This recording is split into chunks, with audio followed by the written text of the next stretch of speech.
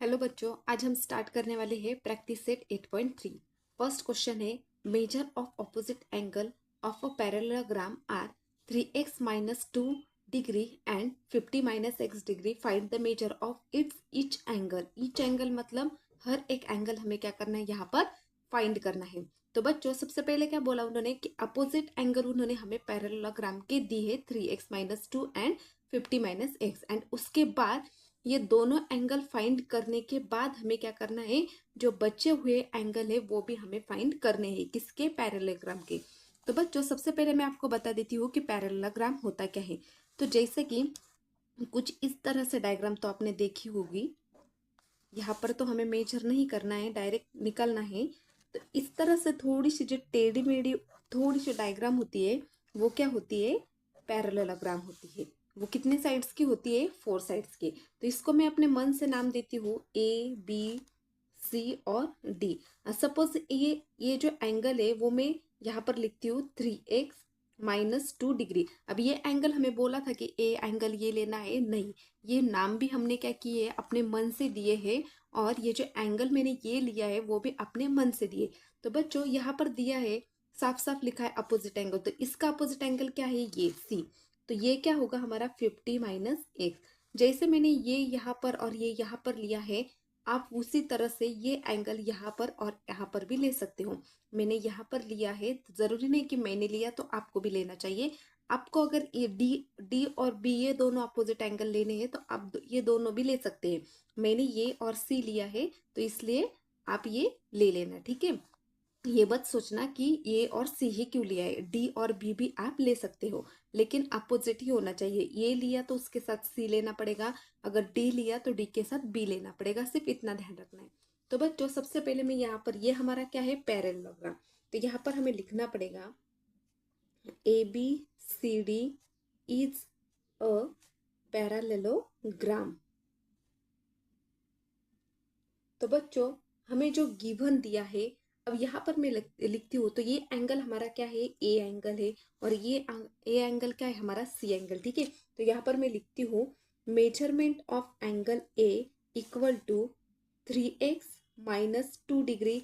इसको मैं नाम देती हूँ इक्वेशन नंबर 1। और मेजरमेंट ऑफ एंगल सी, ये वाला, इसको मैं नाम देती हूँ 50 माइनस x डिग्री। इसको नाम देती हूँ मैं इक्वेशन नंबर 2। तो बच्चों अब हमें ईच एंगल फाइंड करना है। अब आप बोलोगे कि दो एंगल हमें ऑलरेडी दिए हैं तो सिर्फ दो एंगल फाइंड करना है, नहीं बच्चों। एंगल हमारा किस में होता है, जैसे कि 2 डिग्री, 45 डिग्री, 37, 40, 50 ऐसे डिग्री में होते हैं। वैसे 3x-2 में होते हैं क्या, नहीं। तो ये हमें पहले इसको फाइंड करना पड़ेगा दोनों को, उसके बाद हमें डी और बी एंगल निकालना है। तो बच्चों सबसे पहले ये जो एंगल है वो क्या है, अपोजिट एंगल है। तो यहाँ पर हमें लिखना पड़ेगा the opposite angle, therefore the opposite angle of parallelogram are of equal measure. Equal measure मतलब ये जो इसके अपोजिट एंगल होते हैं पैरेललोग्राम के, ये और ये दोनों क्या होते हैं, सेम होते हैं। यानी कि अगर इसकी वैल्यू 2 है तो इसकी भी वैल्यू 2 ही आनी चाहिए। इसके इसकी अगर वैल्यू 4 है तो इसकी भी 4 होनी चाहिए। क्यों, क्योंकि पैरेललोग्राम के अपोजिट एंगल क्या होते हैं, सेम होते हैं। तो बच्चों आप यहाँ पर देखोगे कि यहाँ पर तो 3x-2 है और यहाँ पर 50 - x है। ये तो सेम नहीं है और आप बोल रहे हैं कि सेम है। तो सेम नहीं है और हमें क्या करना है, उसको सेम बनाना है। कैसे, यहाँ पर सॉल्व करके। तो बच्चों ये और ये एंगल मैंने क्या बोला आपको, अपोजिट एंगल सेम है। तो यहाँ पर मैं लिखती हूँ therefore angle A equal to angle C, यानी कि ये और सी क्या है, इक्वल है। तो ए एंगल कितना दिया है हमें, 3x-2 equal to C angle कितना दिया था, 50 - x डिग्री, ठीक है। अब हमें क्या करना है, ये ब्रैकेट निकाल देना है। 3x-2 equal to 50 - x।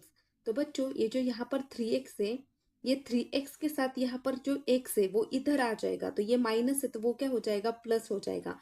और ये 50, ये -2 है तो इधर जाकर क्या होगा, +2। 3x प्लस एक्स, कितने एक्स हो गए 4x, इक्वल टू 50 प्लस 2 कितने हो गए 52। तो x इज इक्वल टू ये जो 52 ये नीचे जाएगा, ये 4 यहाँ पर मल्टीप्लाई में है तो ये क्या होगा यहाँ पर जाएगा। ठीक है, तो यहाँ पर होगा 4 1 सा 4, 1 बचा और 4 3 सा 12, यानी कि x कितना आया हमारा यहाँ पर, x आया हमारा यहाँ पर 30। अगर आपको इस तरह से यहाँ पर जो मैंने यहाँ पर किया है वो अगर आपको समझ में नहीं आता है तो आप इस तरह से कर सकते हैं। 52 को 4 से मल्टीप्लाई करना है, 4 1 का 4 और ये 1 बच गया और 4 3 सा 12, इस तरह से तो आपका आंसर 13 आ जाएगा। ठीक है, तो बच्चों एक हमें मिल गया। अब आप इस डायग्राम में अगर ऑब्जर्व करोगे बच्चों तो यहाँ पर 3x माइनस 2 दिया है और 50 माइनस एक्स दिया है, तो इस x की वैल्यू हम इस x में पुट कर सकते हैं।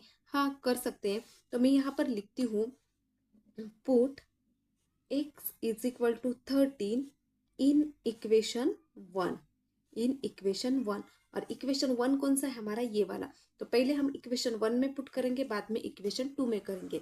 तो फर्स्ट इक्वेशन था हमारा 3x minus 2 equal to x की जगह 3 इंटू एक्स की जगह हमें 13 पुट करना है माइनस 2 इक्वल टू 3 इंटू 13, 13 3 सा होता है 39 माइनस 2, तो ये कितना आ जाएगा हमें, 39 माइनस 2 कितना होता है 37। यानी कि ये जो हमारा एंगल ए था, मेजरमेंट ऑफ एंगल ए, वो कितना आया हमारा 37। अब put x is equal to 13 in equation 2। Equation number 2 कौन सा था हमारा, measurement of angle C equal to 50 minus x. तो 50 माइनस एक्स कितना था हमारा 13 था, तो एक्स की जगह 13 लिखेंगे। 15 में से 13 माइनस करेंगे तो कितना बचेगा 37, यहाँ पर लिखना पड़ेगा डिग्री। तो मेजरमेंट ऑफ एंगल भी हमारा कितना आया 37।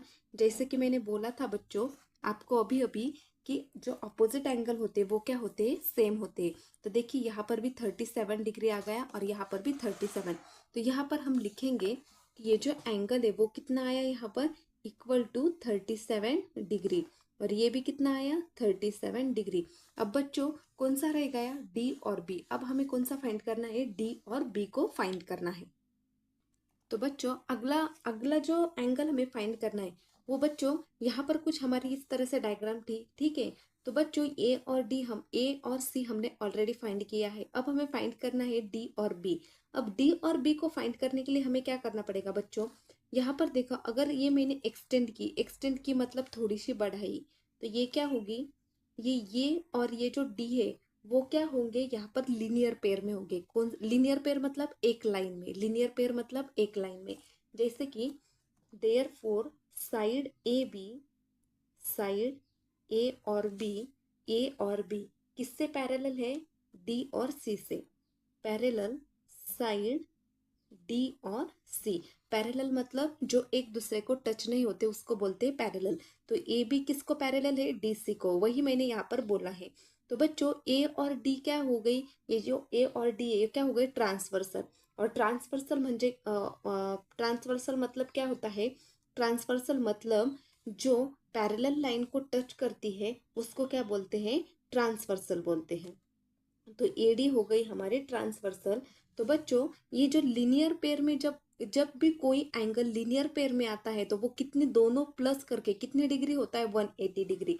तो यहाँ पर लिखेंगे angle angle A, therefore angle A plus angle D equal to 180 degree. ये 180 कहाँ से आया बच्चों, 180 मतलब जब दोनों दोनों एंगल एक लाइन में साथ में होते हैं तब वो कितने होते हैं 180 डिग्री के।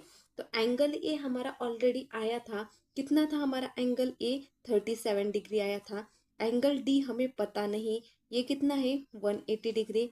तो angle D equal to 180 degree. ये जो 37 यहाँ पर प्लस में है इस साइड में जाकर वो -37 हो जाएगा। तो एंगल डी 180 माइनस 37 143। तो ये एंगल डी कितना आया हमारा 143 आया। तो यहाँ पर हम लिखेंगे 143। अब बच्चों जैसे कि मैंने आपको बोला था कि अगर एंगल डी 143 है तो एंगल बी भी कितना होना चाहिए 143। और क्यों होना चाहिए? क्योंकि पैरेललोग्राम में अपोजिट एंगल क्या होते हैं? सेम होते हैं। तो यहाँ पर हम लिख सकते हैं angle D equal to angle D. तो यहाँ पर लिखेंगे अपोजिट एंगल ऑफ पैरेललोग्राम यहाँ पर। तो एंगल डी भी कितना होगा हमारा 143 डिग्री। तो यहाँ पर जो हमें मेजर करने के लिए एंगल बोले थे वो सारे एंगल हम एक साथ यहाँ पर लिखते हैं। द मेजर ऑफ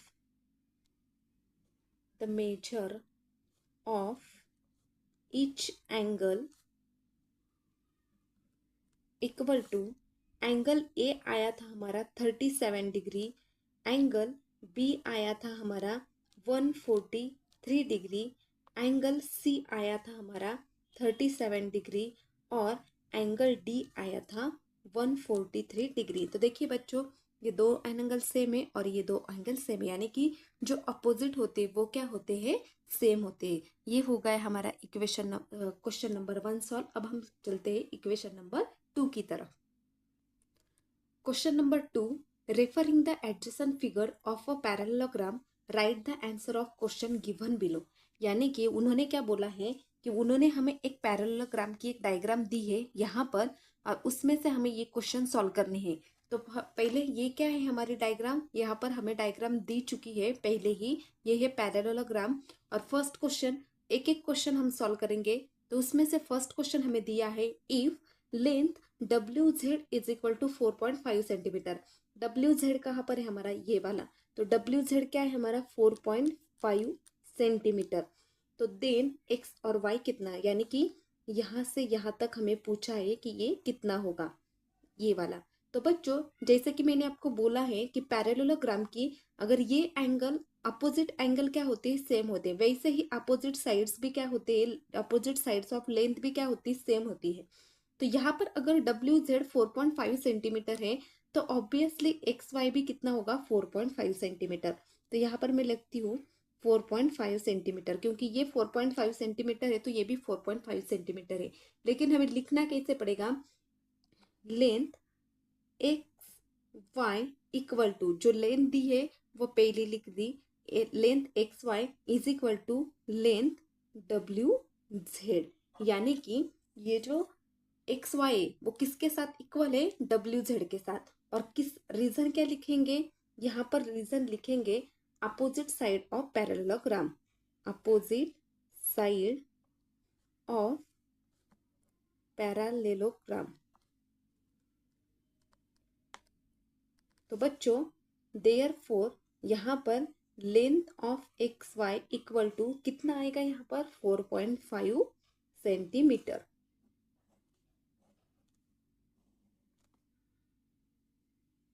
सेकेंड हमें पूछा है इफ लेंथ YZ। अब लेंथ YZ कहाँ पर है? यहाँ पर।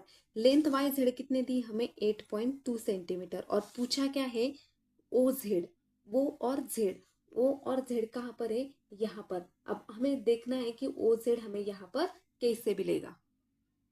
यहाँ पर OZ ने यहाँ पर क्या था? W और X। यहाँ पर क्या था? X और W, जो मैंने गलती से OZ लिख लिया। तो बच्चों, अगर जैसे कि मैंने बोला कि ये अगर YZ 8.2 सेंटीमीटर है तो X और W भी कितना होगा? 8.2 सेंटीमीटर। क्यों?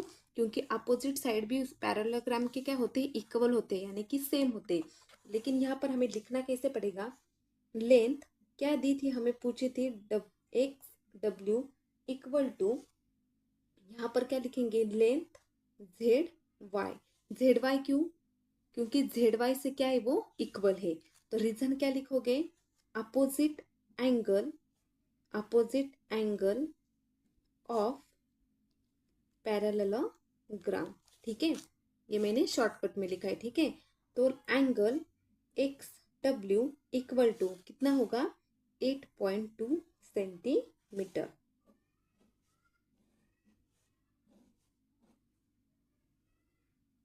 Third question, if length OX कितनी दी? लेंथ OX, O और X, यानी कि यहाँ तक जो दिया है वो कितना है? 2.5 सेंटीमीटर। तो पूछा क्या है, ओ और जेड, यानी कि वो और जेड। तो बच्चों ये भी कितना होगा हमारा 2.5 सेंटीमीटर। क्यों? क्योंकि ये यहाँ तक क्या है, एक साइड है, और यहाँ तक क्या है, अलग साइड है, मतलब ये दोनों एक दूसरे को क्या है, अपोजिट है। तो ये अगर 2.5 है तो ये भी कितनी हो गई, 2.5 सेंटीमीटर। तो क्या लिखेंगे, length of O Z equal to length of O X, और रीजन क्या लिखोगे, अपोजिट एंगल ऑफ पैरेललोग्राम। ठीक है, तो बच्चों length O Z equal to कितना लिखोगे, 2.5 सेंटीमीटर।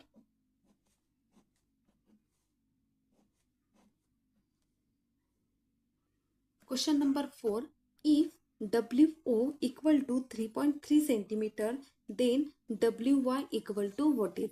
अब यहाँ पर देखिए बच्चों, डब्ल्यू ओ कहाँ पर है, डब्ल्यू ओ, तो डब्ल्यू ओ यहाँ पर है, और वो कितना दिया है हमें, 3.3 सेंटीमीटर, 3.3 सेंटीमीटर। ठीक है, ये 3.3 सेंटीमीटर दिया है, और हमें पूछा क्या है, डब्ल्यू वाई, यानी कि पूरा डब्ल्यू और वाई। पहले क्या किया था बच्चों, एक्स और वो दिया था, और ओ जेड पूछा था, तो वो आसान हुआ था। अब क्या किया है, डब्ल्यू और ओ 3.3 सेंटीमीटर दिया है, और पूछा ओ वाई नहीं है, डब्ल्यू और वाई पूछा है। तो डब्ल्यू और वाई मतलब ये पूरा। तो यहाँ पर आप लिख सकते हैं, ये अगर 3.3 सेंटीमीटर है तो ये भी कितना होगा, 3.3 सेंटीमीटर, बराबर 3.3 सेंटीमीटर। तो आप यहाँ पर क्या, 3.3 प्लस 3.3 कितना होगा, 6.6 सेंटीमीटर। यानी कि आप क्या बोल सकते हो कि W O equal to 2 × WO। क्यों? क्योंकि इसके डबल ये होगा, बराबर।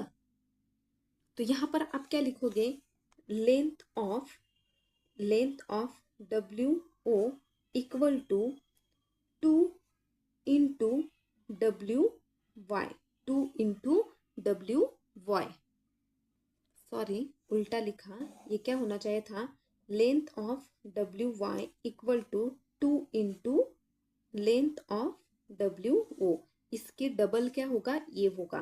तो ये क्या है, 2 × WO कितना दिया है, 3.3 सेंटीमीटर। तो कितना होगा ये, 2 3 6 और 2 3 6, तो कितना हुआ ये, 6.6 सेंटीमीटर।